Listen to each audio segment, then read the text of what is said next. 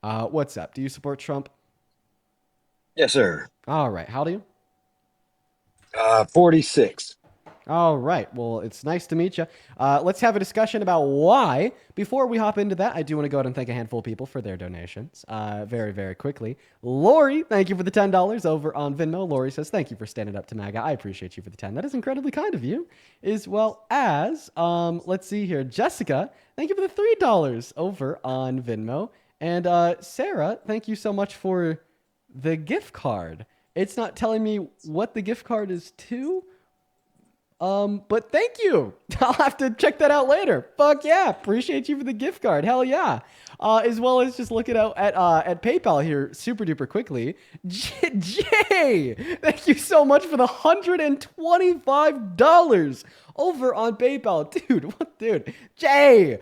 Oh my God. Jay with $125 says, because you do deserve it. The both of you, you and Parker, you've turned me into a bloody activist. Love as always. Jay, you've been watching these goddamn streams for months now. You are a core member of the Dean Team Dream Team, the community as I like to call it. Thank you for being here and thank you for your support. You know my thoughts. I don't think I deserve it, but I really do appreciate you for your kindness and your generosity. Show some fucking love to Jay. As well as Kimberly, thank you for the $20 over on PayPal, who says, always get to catch one of your streams. Thank you for keeping up the fight. Thank you, Kimberly. Show some love to Kimberly for the 20. As well as Anna, thank you for the $15 over on PayPal. Heidi with the 10. Trinity with the 5. Oh my God. And Alex! Oh my God! Alex! Holy shit! And thank you, Alex, for the $500 donation on PayPal. Oh my God. Oh my God. Holy shit. Dude, guys, I'm so sorry. I I don't even know what to say. Alex, that is insane. Thank you. What the fuck? Alex, like, so they attached a message with the $500 donation. They said, keep up the good work. You know what, Alex? You fucking got it. Okay, you got it, Alex. I'll be keeping up the good work while we're like hopping into this debate with this new guest. If I could please seriously like have everybody watching to show some like massive love to both Jay and Alex down below in the comment sections. Thank you to the both of you. I mean, I don't think that my words could ever like truly express just how thankful I am for your kindness and how humble I am in accepting it. And just the fact that like I truly believe like I don't deserve that shit. And you guys have just decided to be so kind. Thank you, Alex and Jay. Go ahead and take it away. I'll recenter the conversation. You tell us why you support Trump. Massive W's for Alex and massive W's for Jay down below. Take it away, guys. Why are you MAGA? Well, I guess he ran on cleaning up the wasteful spending in the government and cleaning up the border, and he's been working hard to do that. Well, I think he's been working hard to do the opposite of that. Like you said, cleaning up wasteful spending. He signed the most expensive bill in American history into law. Big, beautiful bill. CBO projects it to cost $4.5 trillion. How's that for cleaning up wasteful spending? Well, if you look at the big beautiful bill, actually what it is tax cuts for us, so that doesn't really count as spending. And if you look at the other things, it's cost savings due to changes in the Medicaid program. Okay, so So yeah. yeah, it's still spending $4.5 trillion dollars a net, even though they gutted $900 billion from Medicaid, which is expected to kick 10 million people off of the services alongside their new work requirements and increase premiums by 75%. So if they didn't gut $900 billion from Medicaid, then it just would have simply cost $5.4 trillion. And then you said, well, it's not actually spending because it's tax cuts. So even the Treasury calculates deficit-related expenditure and increase in debt via a reduction in government revenue when we cut taxes. So yeah, that is essentially debt spending because that's just going to be the increase in the debt generated by the reduction in the government revenue onset by the tax cuts. And those tax cuts, by the way, according to the Center on Budget and Policy Priorities, are really only benefiting people making at or over $51,000 per year on average. Those making at or under $51,000 per year on average are projected to have less purchasing power because of the big, beautiful bill, because of its massive cuts to Medicaid, its massive cuts to free school student lunch programs, its cuts to intellectuals in the arts, its cuts to energy production, its cuts to food stamps, so on and so forth. Terrible bill, So completely you said wasteful. that cuts to Medicaid would reduce the average consumer spending. No, purchasing power, because now they have to spend more. Like for like low income Americans that are on Medicaid, now like they're projected to have to spend an additional 75% on their premiums, which in consideration would reduce their overall purchasing power or the Who value of pays their money. Medicaid premiums? People on Medicaid?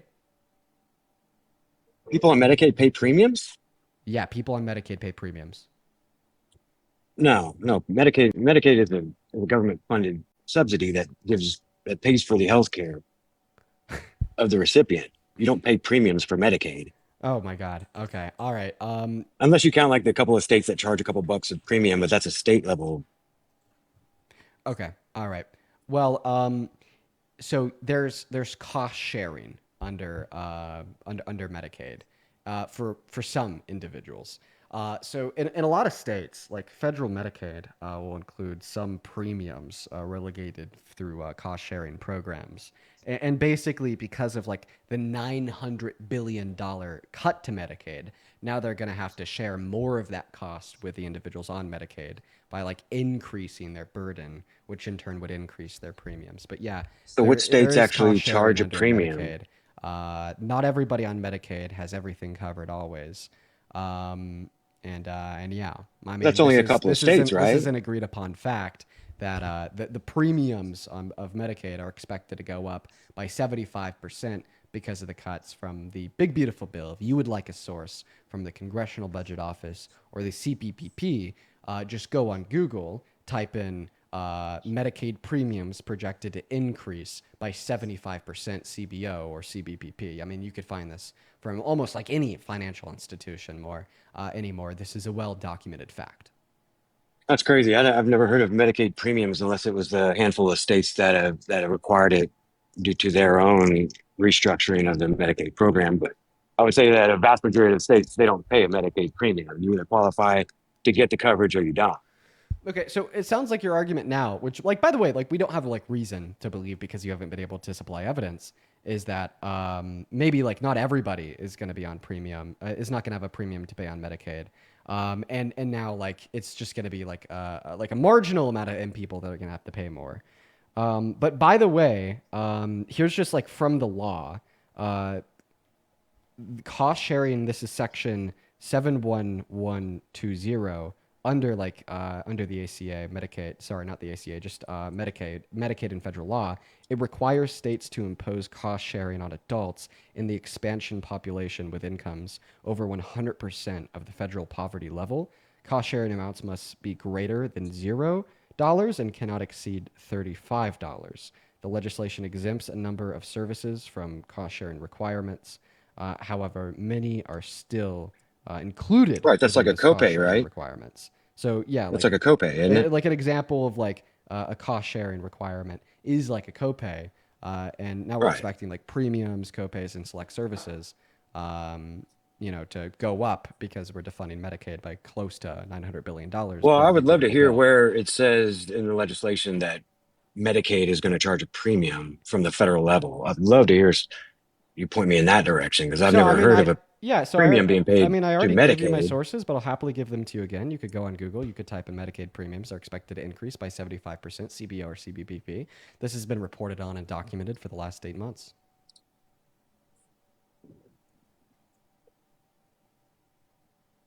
Okay, well, I've never heard of that. Yeah. So how do you feel about the fact that the big beautiful bill is taking 10 million low-income Americans off of Medicaid altogether? I think that's a huge Well, loss. that's over a period of 10 years, right? Yes. Have you heard of the what is it called? The FCCRA, I believe. No. Oh, so that was legislation passed back in 2020 under Trump that basically put a freeze on any de-enrollment, and that was discontinued during the Biden administration during I believe the March 2023. Okay. So once that it went into effect, Yeah, I'll happily the talk to you about that the medic. once you respond to my question by giving me your thoughts on Donald Trump potentially kicking 10 million low-income Americans off of Medicaid. Oh, sorry. Sorry, the Medicaid enrollments went up to about 98 million at the peak whenever they froze the disenrollments, and then when the Biden administration discontinued that, we lost about right around 20 million enrollees in a matter of 2 years. So when you say we lose So 10 that million enrollees over a the period of freeze on 10 the years, I de-enrollments don't was see that for big the of a problem. pandemic.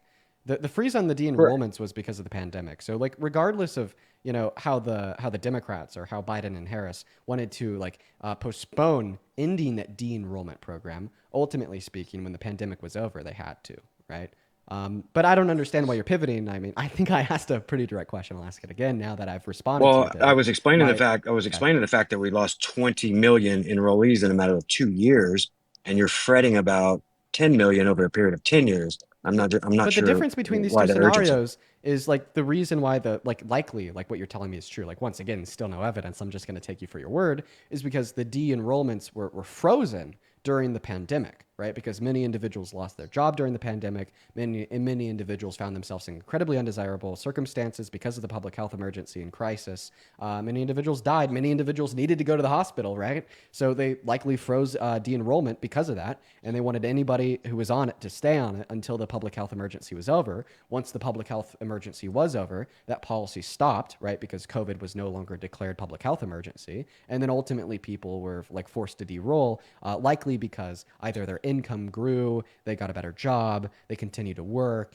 and they no longer met eligibility requirements. So that actually wasn't an example of like the Biden Harris administration slimming eligibility requirements. That wasn't an example of the Biden Harris administration kicking people off of Medicaid, that are like that had met the eligibility requirements. Unlike Trump, who is now defunding it by $900 billion per the CBO, increasing premiums by 75% for everybody else that is still a million people off just to further fund tax cuts that disproportionately help the ultra wealthy. So now that we've got the Biden pivot away. I mean, literally, it's just something that happens so frequently on this live. We have a name for it. Go ahead and respond to the malice of the Trump administration in actively supporting kicking 10 million low-income Americans off of Medicaid just to help justify a cut to the program to make tax cuts for the ultra-wealthy significantly less expensive. How do you feel that because of the guy that you voted for, 10 million low-income Americans are now without health insurance? Well, not now without health insurance. That doesn't go into effect, I think, until the end of next year. So I wouldn't say it's imminent, but when Okay, you look at, and it's pretty clear about what, fair semantic catch. It's not even at the end of next year. That's the amount of individuals that are expected to lose it over the next 10.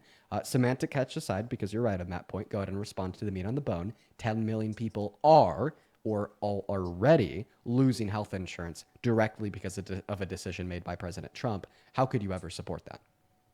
well, the bill is very clear about who's actually being cut from the program, and that's all a potential and that's all an estimate. So you say there, oh, that they're going to be, there will be cut from it. That's not necessarily true. These are all just estimates. And there's a narrow sliver of enrollees that are actually going to be subject to the work requirements, and they've got several options on how to stay on. So I don't really understand Okay. the Well, freak out mode, if you're especially when we've saying seen so many being cut before. so if you're saying that we can't make educated guess about the future by using like a comparative analysis of estimates made by individuals that are deploying the scientific method and running these studies with objective means by simply evaluating policy, its efficacy and projected outcomes, then like how did you know that Donald Trump would be a good president? Right, like prior to the election, if you just would ignore like all potential projections of the outcomes of his policy, then you could have possibly known that he would have been the guy for the job. Or like, for instance, even today, right, in the last 8 months, every single macroeconomic variable inside of this country has gotten worse. And because you don't care about estimates of the future, how could you possibly justify that he's good for the economy? You wouldn't be able to do that unless you were to turn around and be like, oh, but Dean, like, look at his tariffs. They're going to be good in the long term for reasons X, Y, and Z. But all of a sudden, you're just attempting to give me an estimate. But I guess you don't really care about estimates. So all of a sudden, I just want to clarify, do you accept that Donald Trump is bad for the American economy because every macroeconomic variable in the last 8 months has gotten worse? Well, I guess if you were to look at the actual variables, they've been slight. And, the Fed So governor said he's bad for himself, the and economy inflation has because things been, have gotten worse, right? oh, what do you call 0.2 of a percentage in inflation? You really call that worse after we've seen 20% in the past 4 years? I mean, Yeah, yeah. The I don't inflation's really gotten say that would, worse, right?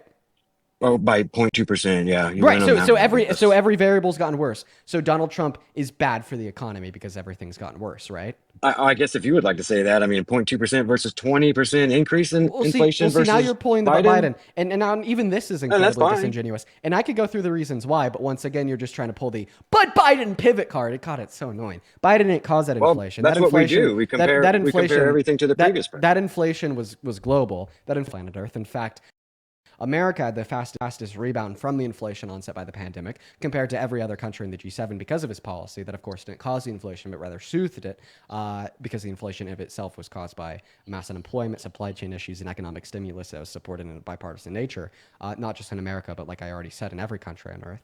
You're going to ignore that nuance because you just want to be able to make a claim that Biden bad. But now back to what I was saying, you actually have to accept now that Donald Trump is bad for the economy because every macroeconomic variable in the American economy has gotten worse in the last 8 months. And because you already told me that you don't care about estimates, you can't make an argument that he's going to be like good for the economy in the long term because guess what? That would be an estimate.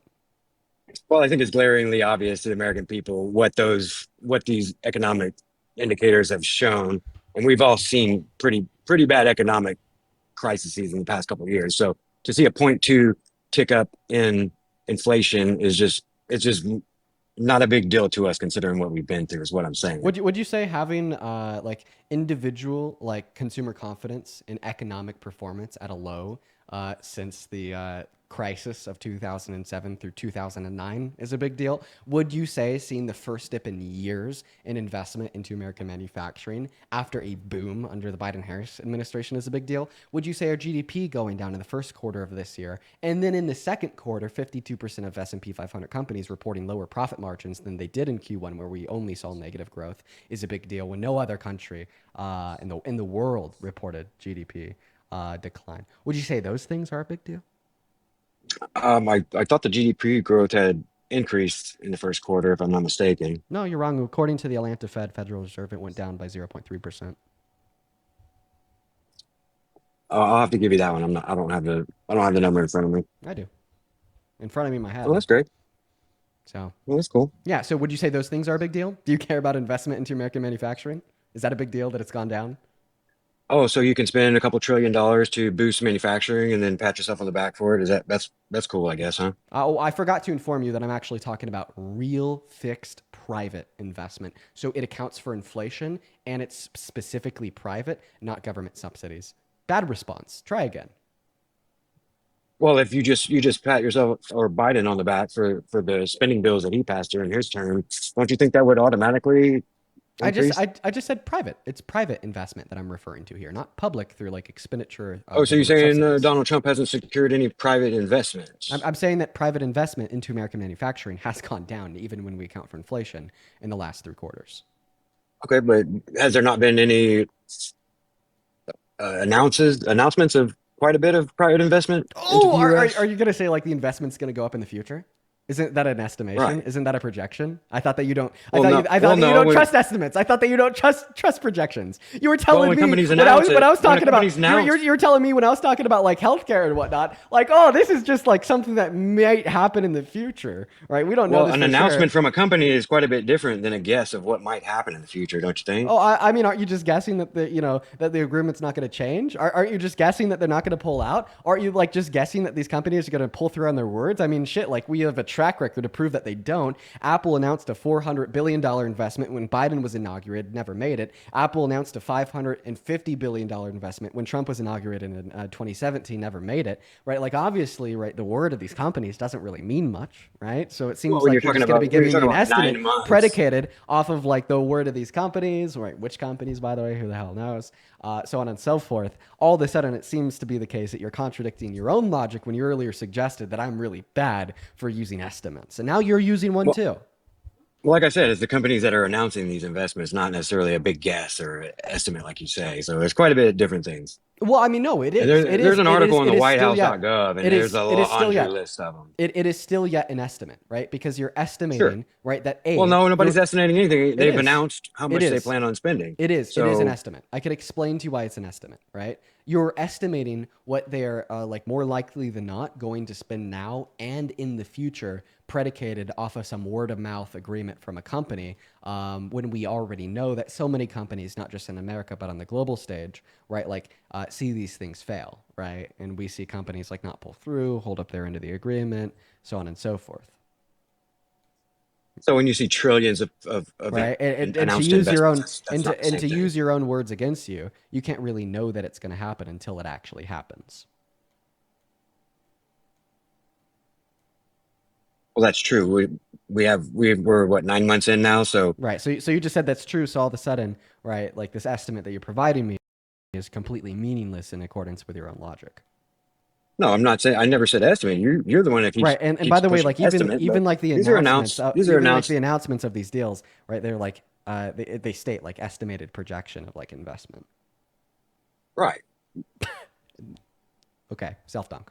They're still announcing their investment, though. I mean, let's be real. You just agreed that they're announcing an estimated projection. I thought that you don't trust estimated Well, I projections. guess they can estimate the amount of money that they're going to spend, but announcing Right. that they're going to spend X amount Estimate. of So it's an dollars. estimate, right? If they're estimating, That then was a it's an estimate. roundabout way to get Right. Wait, to you say just the said it. You estimate. just Good said it job, man. yourself. If they're Good job, estimating, man. then it's an estimate. Good job, man.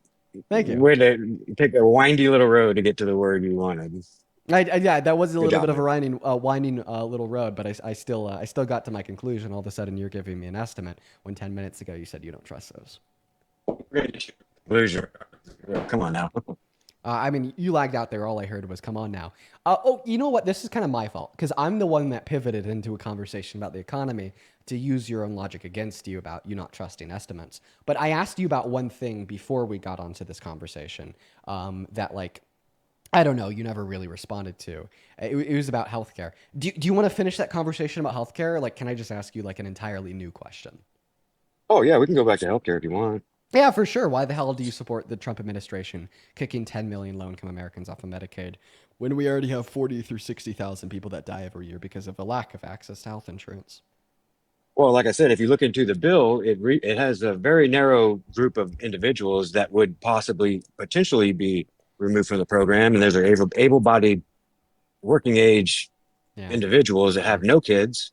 Hmm. So Well, actually, when that's you kids think, under 15, but I mean, you know, right, I disagree with so a work requirement. I don't think that there should be work requirements on essential social programs that keep people alive, extend their life expectancy, and make society as a whole better off. You know, like for example, do you think that there should be a work requirement in order to like drive on public roadways or call the cops? a work requirement to drive on public roadways.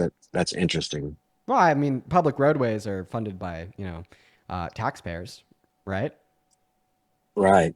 So But do you don't you think that think you would probably like be working in order to own a car to be able to drive on the highway? I mean, I personally know, have known, and will know in the future many individuals that are not working that own a car and drive on roadways. I Well, mean, that's that's not quite a too bit of unrealistic. reach. How's that a reach? I feel like everyone at one point in time has either been unemployed and driven on public roadways or known somebody that's unemployed that has driven on public roadways. Unemployed people drive. Right, but for Medicaid, that's a subset of people who are able to work but are just not working. Right. And would you support that same work requirement on driving on public roadways? People that are able to work but aren't working. Would you support that? Banning people that are able to work that aren't working from driving on public roadways, since public roadways are funded by the taxpayer. I mean, that really makes no sense. Exactly. It makes no Have sense a to put a work work requirement. requirement on an essential social program. That's kind of my point. It makes no No, it's an sense at essential all. program that you are trying to gain access to when you don't. There's other options for you to gain access to that. I mean, that sentence was kind of gibberish. I Reframe, mean, rephrase. that's just a reach to try to apply a work requirement to roads, It's of not a course. reach at all. Just Because like Medicaid, public roadways are funded for by the taxpayer. What's the difference? okay, by that same logic, you can Tell me say, well, logically by that speaking, same tell me logic, you can logically say, oh, speaking, what is the difference illegal between immigrants can't placing? use our road. Tell me logically speaking, what is the difference between placing a work requirement on something like Medicaid, or like placing a work requirement on something like public roadways, placing a work requirement on calling like firefighters, or placing a work requirement on calling the cops? Well, on the outset, it's absolutely impossible to enforce that. So that's How are you supposed to enforce that? The same way that you enforce people driving. Sorry, Would you put a speeding. little checkpoint Or right on like the driving on with ramps to all the expired tags. highways, or what? You know, like maybe all of a sudden, you have to like go on like to dmv.gov and update, like every time you're employed or not employed, or maybe we launch the new government agency of enforcing our laws on public roadways, and they Maybe if like you put like actively little like keep checkpoints on track the of on like ramps of of every like highway, who's that would be employed and who's effective. unemployed. I actually think Yeah, that there that would could be be a effective. realistic way to enforce it, just like we enforce other driving laws and ensure that people that are on public roadways aren't driving on expired tags. All right. So, given that there would be right a feasible way to enforce it, would you support banning people or restricting them, legally speaking, from driving on public roadways, given that they're able to work and they're not working? No. Okay, why not? I mean, I agree with you, but I'm going to use this to make a counter argument. Like, what are like the specific reasons why you wouldn't support a work requirement on driving on public roadways? Would we agree maybe that reason is because driving on public roadways is kind of like an essential? Well, other than the fact that it's absolutely not enforceable, regardless of some roundabout way that you could possibly try, So it's just I not said like if enforceable. there was like a And it has feasibly zero realistic to way of an do. I It said has even if zero to do with listen, I said if there was a healthcare or feasibly anything. So, realistic way of enforcing it, then would you support it? And you said no. So your response there can't be because it's not realistic to enforce, well, given the if just then because you conditional was if it consider was feasible roadways and realistic being to enforce. just because you consider roadways being essential to travel it and trying to equate that to healthcare, being on a publicly funded healthcare program, and yeah, it just doesn't really match up. Well, you're not answering my question. You're just saying that it doesn't match up without answering my question. That question being, can you articulate the clear reasons why you wouldn't support a work requirement on driving on public roadways? Can we agree it's because allowing like anybody and everybody to drive on public roadways is kind of like an essential for them and all like makes society as a whole better off? Well, certainly, I mean, it's an essential, I guess, is what you would call it, but you can't equate that to the Medicaid program. It's Oh, not actually, I essential to can everybody. because now you've No. agreed. Now that you've agreed that driving on public roadways is an essential because of how much it can benefit the quality of the life of the people that do drive on the public roadways. Well, I mean, shit. Do I really need to sit down and give an argument for how much free healthcare can benefit the quality of life of a average low income American?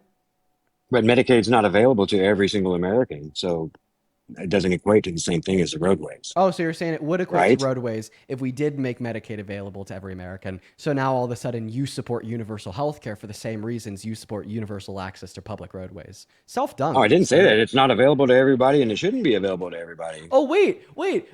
How could considering you it's a free possibly service. argue? How could you possibly argue that it shouldn't be available to everybody and we shouldn't have universal health care, given the fact that you just said that driving on public roadways would be identical, right, to universal health care? And because Medicaid is not universal health care, right, I don't have an Well, you said argument. that. I didn't say that. You did. You're You you're did. equating You two said that you can't you're equating equate. two You said that you can't astronomically equate. different Yes. things. No. This isn't an Two equivocation at all. astronomically different things. Okay, if this is an equivocation, then you're the one that made it because you're the one that told me that I cannot compare Medicaid to driving on public roadways because Medicaid isn't available to everybody. The implication there is that if Medicaid was available to everybody, then you would be able to equivocate these two things. And if you can't track like the very simple logic to understand how your own statement made that implication, well then I just simply revisiting the things that you say before you say them, and Well, just there's to so think many a little bit different more things. before you There's so many speak. reasons why you can't equivocate it because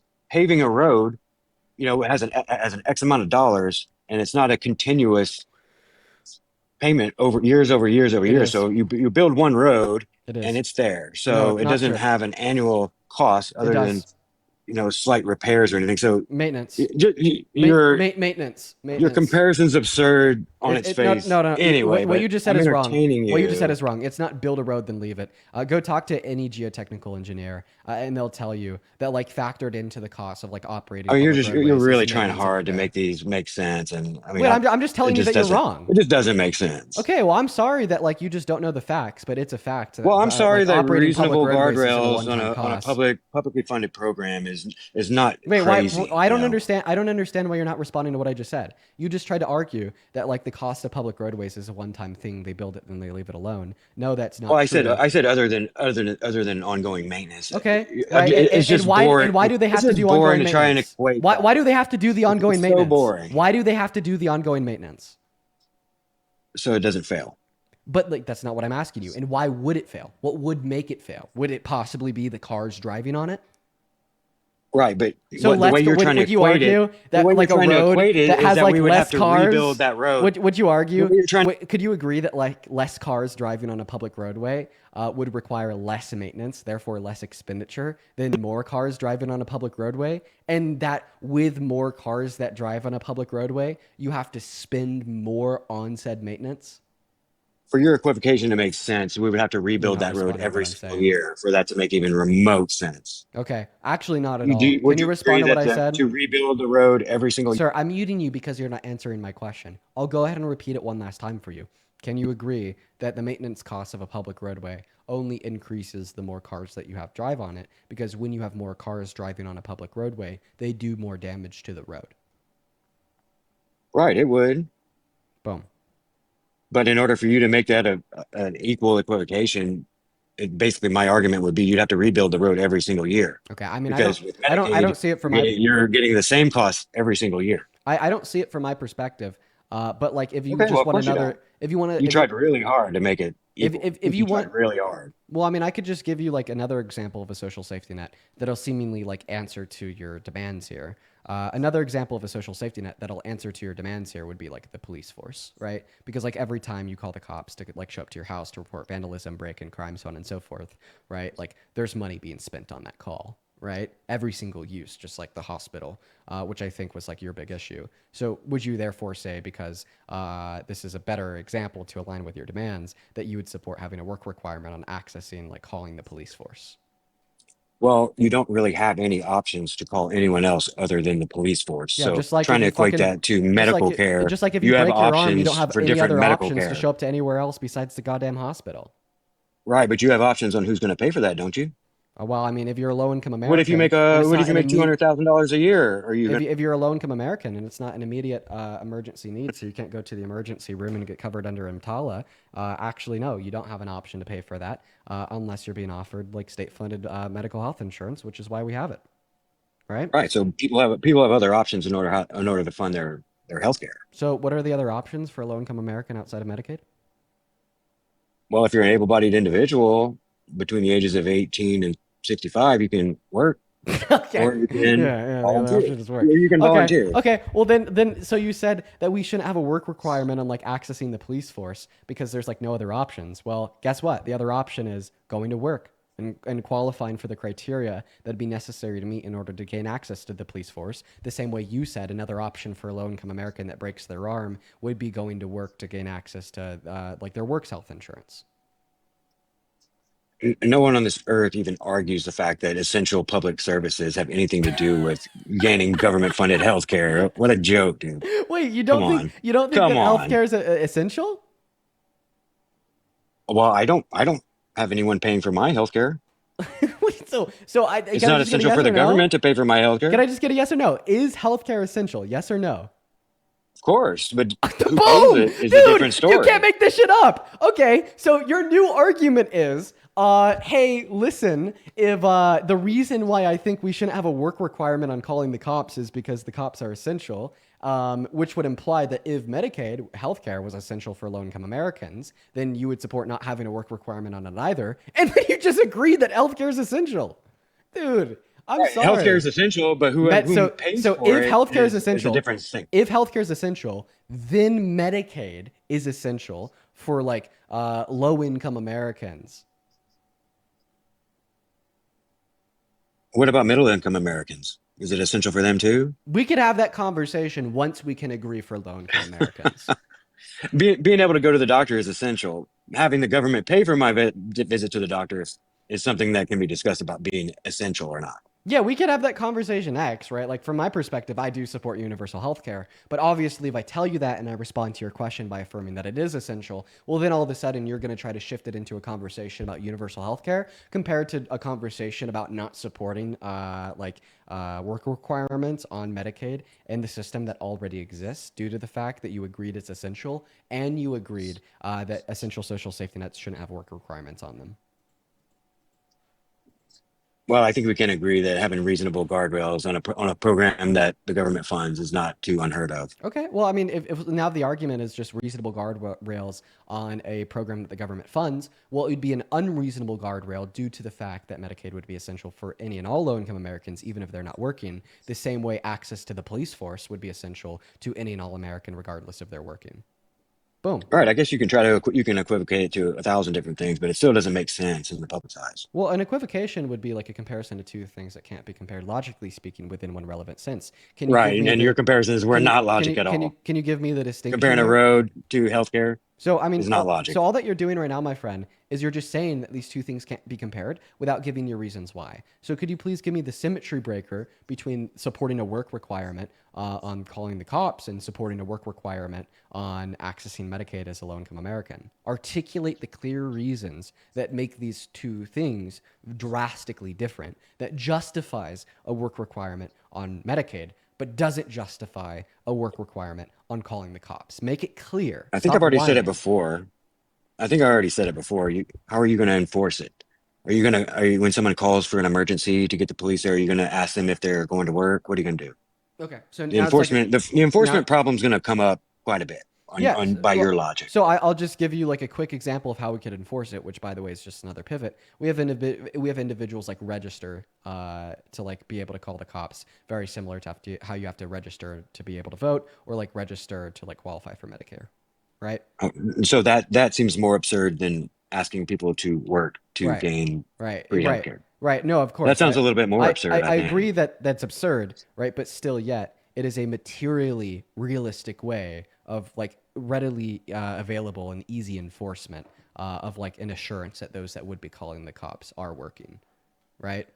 You didn't you like Easy enforcement. you just asked me for like a realistic way to enforce this work requirement on calling the cops. I agree this realistic way to do it is fucking crazy and we never should in a billion years, but still yet it's a realistic way to do it regardless of its merits. It could be done, right? Meaning that there is realistic ways to enforce that. So now that we've agreed there's realistic ways to enforce like a work requirement on calling the cops, what would the difference be between imposing a work requirement on calling the cops and imposing a work requirement on accessing Medicaid, given the fact that you've now agreed they're both essential and we know they're both publicly funded social safety nets by the taxpayer?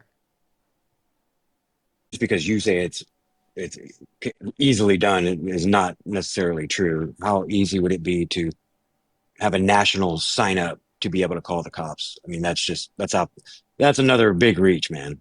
Okay, That's a right. big Well, reach. see, every single time I ask you the question of what would the difference be if you were to impose a work requirement on one thing but not the other, right? Like you always just like pivot to something else, right? And now you're talking about like how easy would it be to enforce this for the cops? Like I mean, listen, man, if we want to go through the pragmatics of how we could actually do this, right? We could have that conversation with one another, but I feel like you're just using that as a pivot away from the meat on the bone here, which is just a conceptual conversation about a comparison of the two ideals. So how about this? Let me frame it this way. If there was an easy way to enforce a work requirement on accessing the police, then would you support a work requirement on accessing the police? That's a very simple and No, clear question. Exactly. no. So, how easy or hard it would be to enforce this is completely irrelevant to if you would support it or not. So, let's stop fucking talking about that completely irrelevant thing. What is the difference between imposing a work requirement on calling the cops and imposing a work requirement on accessing Medicaid that, in your mind, justifies it for Medicaid, but does not justify it for calling the cops? In both of your examples, it between roadways and calling the cops, you don't have an option to not travel on certain roadways. If you're going to travel the country, you're going to travel on a roadway. If you're going to call 911, you're calling the only place you can call. To try to equate that to healthcare when there's many options of healthcare, and if you qualify for that program, you qualify, and if you don't, you don't. Okay. So So having what are reasonable the rules to be able to so qualify for for that program so now you're is just just saying not that there's unheard of. Like I so said. you're just saying that there's no other realistic way to access like this necessary service. So what are the other realistic ways for like low income Americans that can work that aren't working to access right the necessary service of healthcare? To begin to work and gain access to or Okay. All right. meet the requirements So then you're saying become part of the program. the other thing, the other option for a low income American that can work that isn't working in order to access healthcare would be to work so then they could qualify for Medicaid, right? Are you saying there's not more than one option? Well, on the big there, beautiful bill well, to be able to therefore, access that program? listen, therefore, okay, if the other option for low income Americans to access healthcare, if they can work but aren't working, would be to work so then they can qualify for Medicaid, well, then theoretically, if we imposed a work requirement on calling the cops, there would be another option. So your argument is invalid because according to your logic, the other option for like Americans that can work that aren't working that don't qualify to have the means available to call the police would be to go get a job and qualify to call the police, right? No, when I talk about options, I'm talking about when you call the 911, you call the police. There's no other police to call. There's Exactly. no other road to Exactly. dry on. Okay, exactly. Just like if you're a low income American that's able to work, that can't work, there's no other fucking like body to rely on to access healthcare outside of Medicaid through the federal government. Oh, so Medicaid's the only body to rely on for health insurance? Is that what you're saying? Yeah, for low income Americans that can work that aren't working, where the hell else are they supposed to go? Well, you can volunteer. There's several options to be able to qualify for that option. There's Exactly. other And now it's options. about like other options to qualify, right? Another option to qualify for being Right, able to you're call the conflating the cops two. if I'm calling talking the about cops had a options work to requirement qualify. on it, right? Would be to go out and work. So therefore, dude, how can you not see that? Listen. Okay. Is like everybody else that is like in here, are you guys like understanding what I'm saying, right? Because like I feel like I'm making it clear. This guy is saying that the difference between the imposition of a work requirement on Medicaid and the imposition of a work requirement on calling the police is that, well, if we did impose a work requirement on calling the police, then we would leave those that don't meet the work requirement with no other option, right? Right? And then my response is the same way we would be leaving like low income Americans that can work that aren't working with no other option to access health insurance. Okay. And then the guest responds to that by saying, well, there is another option for the low income Americans that can work that aren't working to access health insurance. And that would be for them to turn around and start working so they could qualify for health insurance. Okay. The same way, right? If there's a work requirement on calling the cops, you could turn around and work to meet the qualifications to be able to call the cops. But when I told him that, his immediate response was, that's not what I mean by other options. What I mean by other options isn't other ways you could qualify to access these benefits, but literally just other ways you could access the benefits without changing anything material like your employment status. All right. Well, is there like any other way you could access the benefit of health insurance as a low income American that can work that isn't working without any material change in your employment, volunteering, so on and so forth? Let me say this a little bit slower. You're just not So answering the when you question. go to This drive is on a hard. road, This is hard. okay. This is Well, I mean, hard. I know it's hard for you to understand, Dean. I You're not know, answering but my question, dude. No, well, you no, I obviously want an didn't answer to my understand what I question. said. I want an answer to my question right now. You have several options in order to get care, and it doesn't What have are to be Medicaid. so so Are there so so not, what are are there the not other free options? clinics all What, over? Are there not what free clinics? Are there not churches? Are there like nonprofits that would offer several different types of healthcare that people that couldn't qualify for Medicaid to get?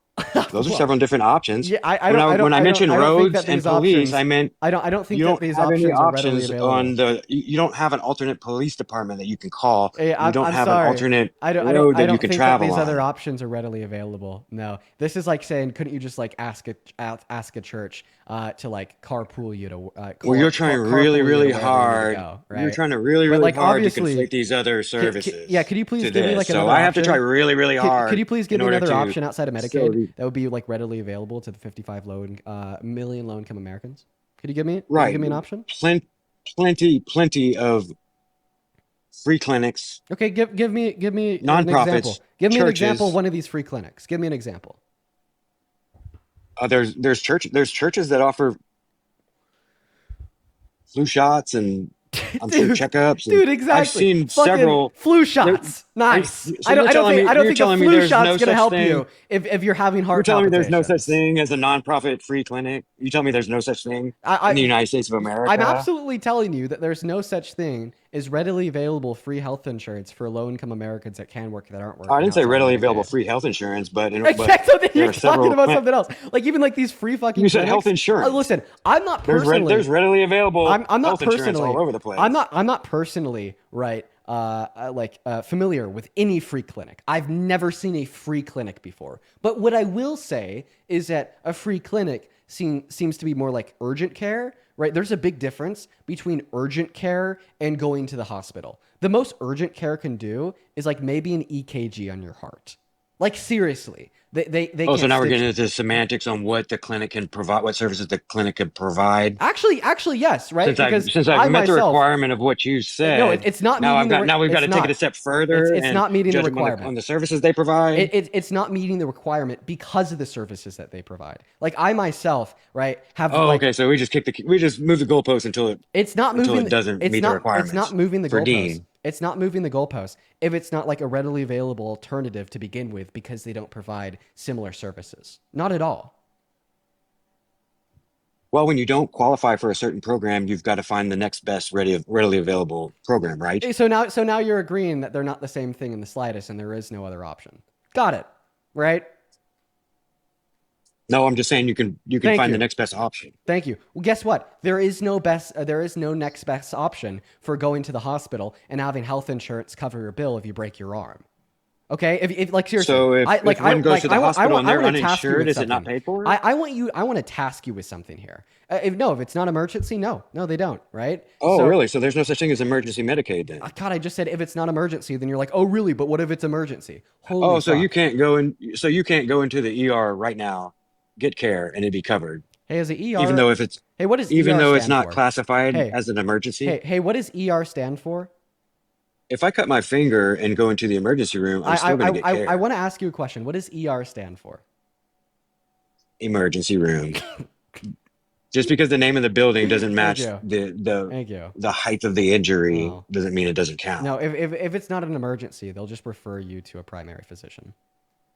No, if I cut my finger and I'm bleeding and I go into the emergency room, they'll fix it, and They'll it'll be paid for by Medicaid. okay, if you cut your finger and it's bleeding, they'll give you a fucking band-aid and they'll turn you around, right? Just like a CVS Okay, so I probably got you would. then. So Right? But that's the no, same coverage then. If it you're on is Medicaid, that's the same right. coverage because I Is can go into the emergency room for every single thing I and need. actually like I don't even know if they'll do that. Actually, no, if it doesn't qualify as emergency services, then you'll get billed. You Right? see how hard I had to reach to try to make it make If you go sense, to kind of the like ER, you, if kind of like you what you were doing. if you go to the ER with something that doesn't qualify as an emergency, right? Then it's not covered by Medicaid under EMTALA. Well, I think they figure out that after the fact rather than while you're there. Well, I mean, I think that anybody with a brain would be able to understand that a paper cut's a non-emergency. Oh, so you would turn someone away at the hospital if they were bleeding out of their finger?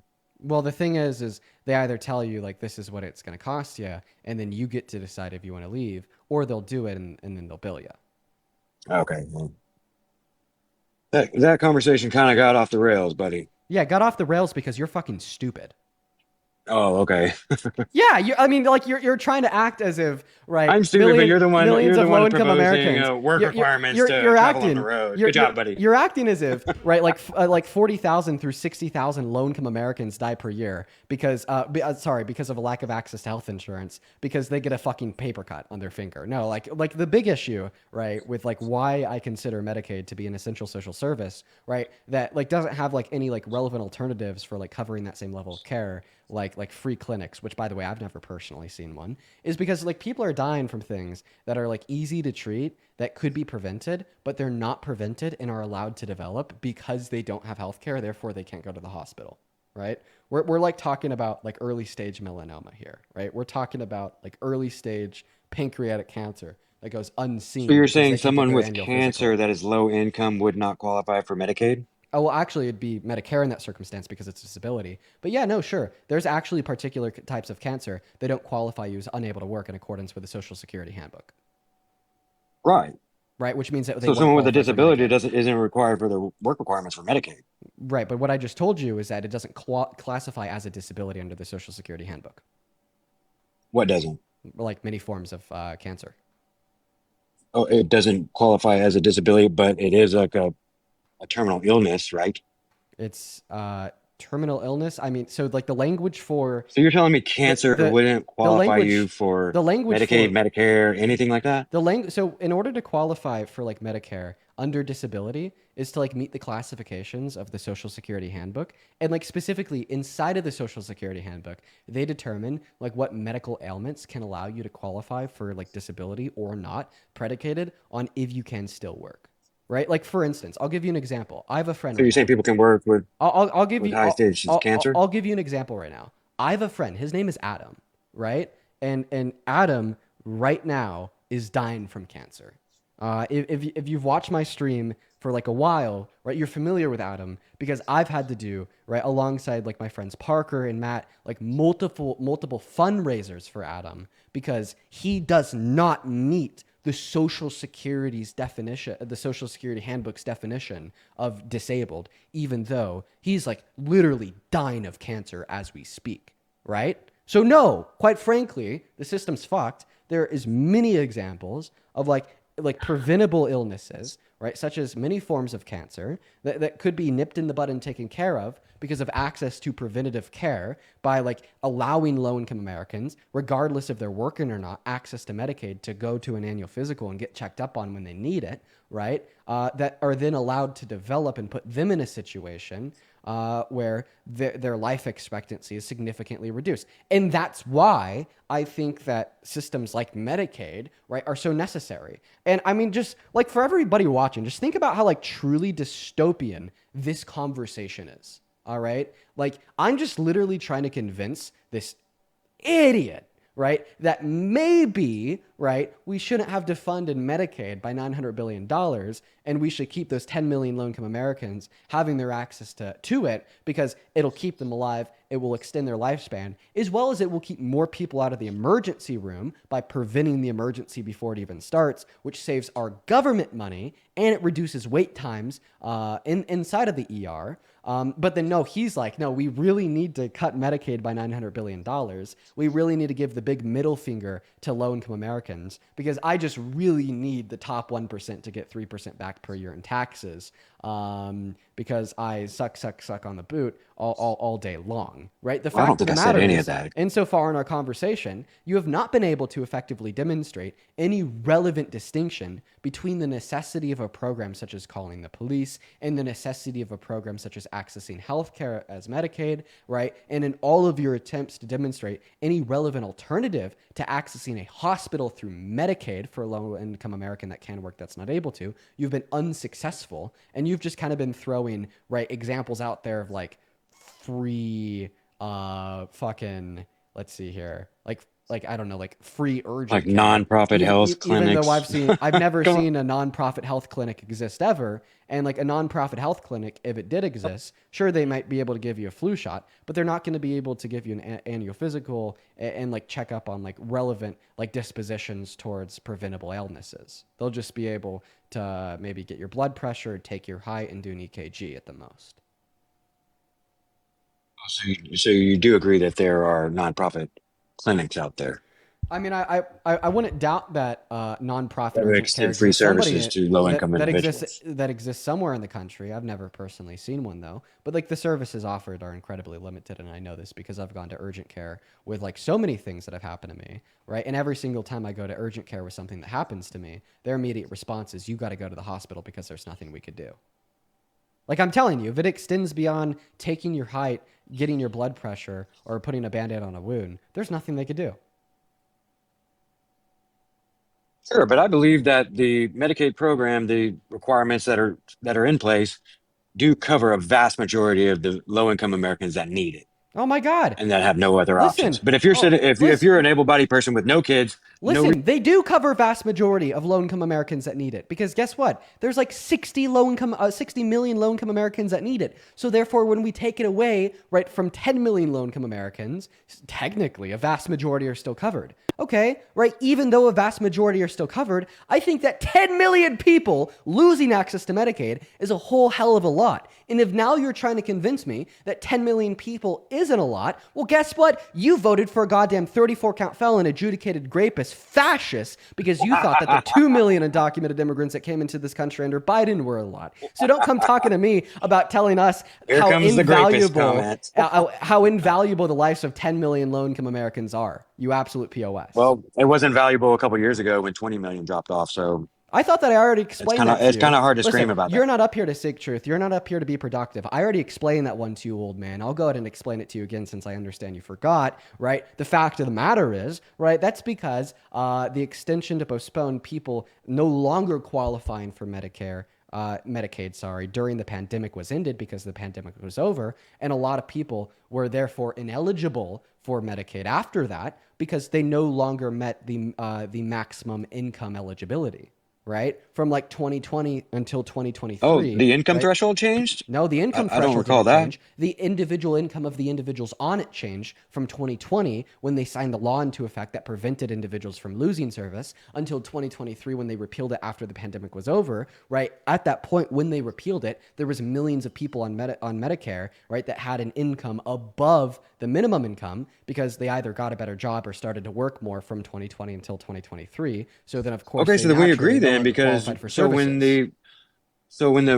10 million individuals over 10 years no longer qualify for the rules that require them to be on the Medicaid program, then you have no problem because they no longer qualify for the program. So Well, why are one we arguing about that? Well, one is changing the rules and reducing the amount of people that do qualify via the imposition of an unfair work requirement on a necessary social service net. And the other isn't changing the rules and is just simply lifting a bar that prevented individuals from disqualifying for it, even if they no longer met the eligibility requirements that existed before.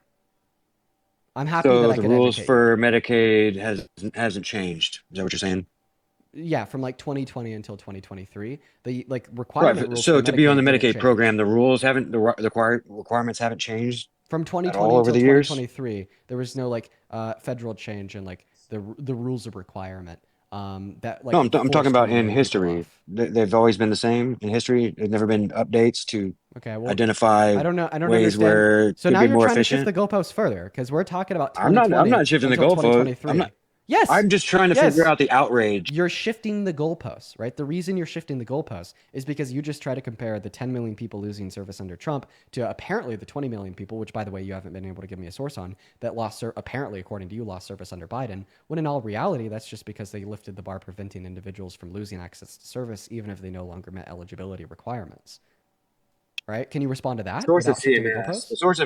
The source is CMS. They're looking at the total numbers of enrollees over the years. It's right there.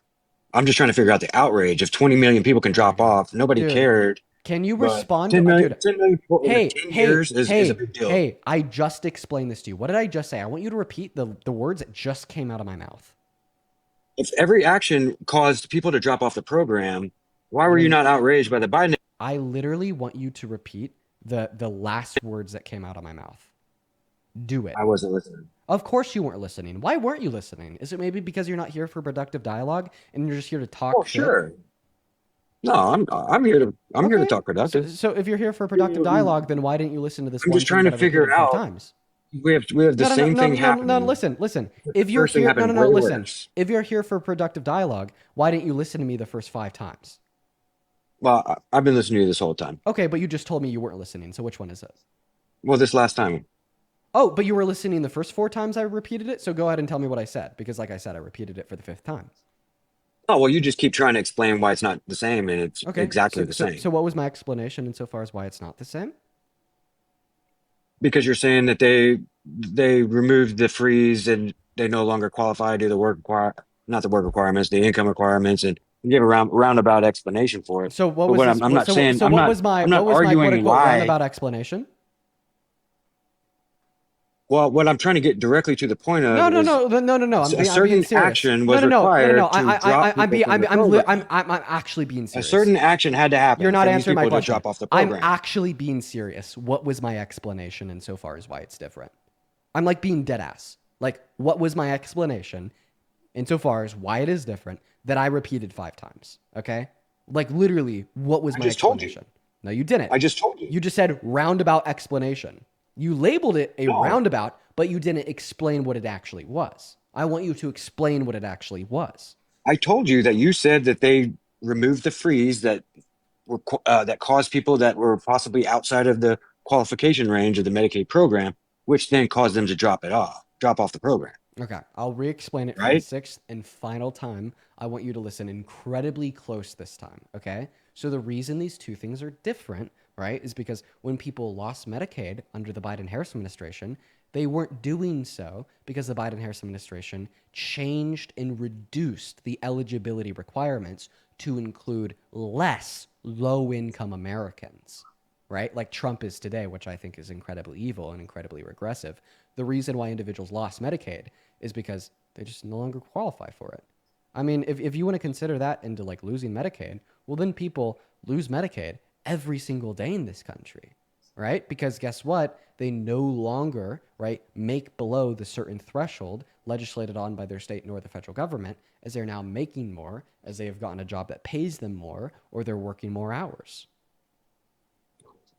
All I'm trying to say is that an action had to be taken. So they could have just left it in there and let. Okay, right? So can you respond to that explanation? If you can't respond to that explanation, I'm going to kick you. Right? They just made more Do I money need to and no longer respond to an qualified for it. explanation? Do I Yes. need to respond? What do I need Yes. to respond Because about? obviously people losing Medicaid because they're just making more money now and they no longer qualify under the eligibility requirements that were left unchanged is significantly different than Donald Trump Oh, maybe because they went to work? Maybe because they got a job? changing the eligibility requirements by enforcing like a work requirement for all low income Americans. Like those are just like two right conceptually distinct and different ideas, right? Because one is harmful to low income Americans, right? And like one isn't really changing anything to do with who qualifies as a low income American and is just simply kicking people off who are no longer low income Americans in accordance with their guidelines. Well, just because you disagree with the actions that caused it doesn't mean that it still didn't happen. Okay, right? I'm not saying that it didn't happen, but I'm saying I don't really care that it happened, right? Because it Isn't was the expected argument to for happen. 10 million people And why dropping it off? happened is because people just started making more money. So then they no longer needed that service, right? Like I think that these two things are completely different. Like it was natural, normal, and expected, right, to think that a freeze that was implemented because of the pandemic on Medicaid disenrollments would stop when the pandemic stopped. So why is everybody appalled with the expanded tax credit subsidies are expiring and they won't renew them? Because they were enacted during the pandemic Okay, like which and it's no ones? longer here. The expanded tax credit subsidy, the ACA. Okay, talking about the ACA. So I have a question. Was Obama president during the pandemic? Thank you. We're gonna go ahead and move on to the next guest. Just because that guy wasn't listening to a damn word that I was saying.